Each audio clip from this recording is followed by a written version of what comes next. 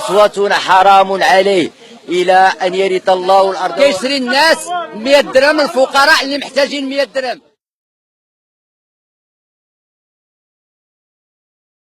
والمعاصرة، واليوم حنا راه كنجدوا الصلح ديالنا أمام الجميع. شكرا. إذا وكنتمنى من هذا الحزب هذا يعطينا القدام ويتبرع علينا بالخير ديالو بالخمير والتساؤلات والجميع.